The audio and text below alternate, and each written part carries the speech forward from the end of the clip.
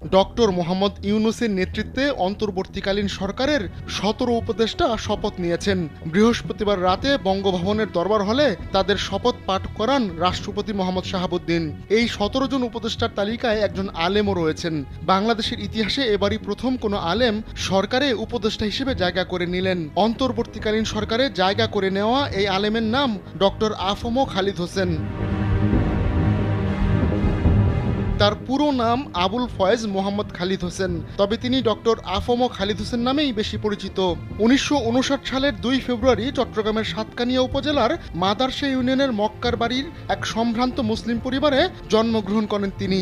তার বাবার নাম মোহাম্মদ হাবিবুল্লাহ। তিনি একজন ইসলামিক স্কলার ছিলেন। স্যান্ডেলিনা সো, রূপচর্চায় আভিজাত্য। ডক্টর খালিদ হোসেন হেফাজত ইসলাম বাংলাদেশের নায়েবে আমির ছিলেন।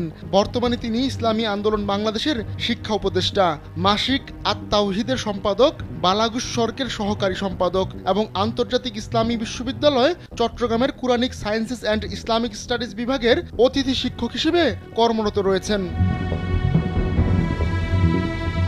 এর আগে ওমর গনি এমইএস কলেজের ইসলামের ইতিহাস বিভাগের অধ্যাপক ও বিভাগীয় প্রধান, এশিয়ান ইউনিভার্সিটি অফ বাংলাদেশের খণ্ডকালীন অধ্যাপক এবং নেজামে ইসলাম পার্টির ছাত্র সংগঠন ইসলামী ছাত্র সমাজের কেন্দ্রীয় সভাপতি ছিলেন উপদেষ্টা খালেদ হোসেন।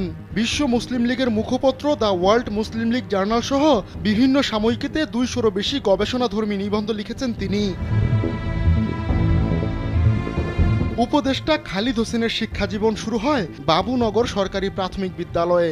সেখানে তিনি ৩য় শ্রেণী পর্যন্ত পড়াশোনা করেন। ১৯৬৯ থেকে ১৯৭১ সাল পর্যন্ত আল জামিয়া আল ইসলামিয়া পটিয়ায় লেখাপড়া করেন খালিদ হোসেন। ১৯৭১ সালে সাতকানিয়া আলিয়া মাহমুদুল উলুম মাদ্রাসা থেকে প্রথম বিভাগে আলিম ও ১৯৭৩ সালে ফাজিল পাশ করেন। ১৯৭৩ থেকে ৭৫ সাল পর্যন্ত চট্টগ্রাম চন্দনপুরা দারুল উলুমে হাদিস অধ্যয়ন করেন খালিদ হোসেন।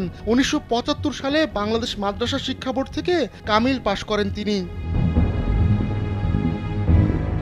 আশরাফ আলী থানভীর শিষ্য মোহাম্মদ আমিনের কাছে সহিহ বুখারী, চট্টগ্রামের মিরসরাই থানার নিজামপুর এলাকার বাসিন্দা মতিউর রহমান নিজামীর কাছে সহিহ মুসলিম, ইসমাইল আরকানি কাসেমির কাছে সুনান আত-তিরমিজি, নওয়াব হাসান কাসেমির কাছে সুনানে আবু দাউদ পড়েছেন খালিদ হোসেন।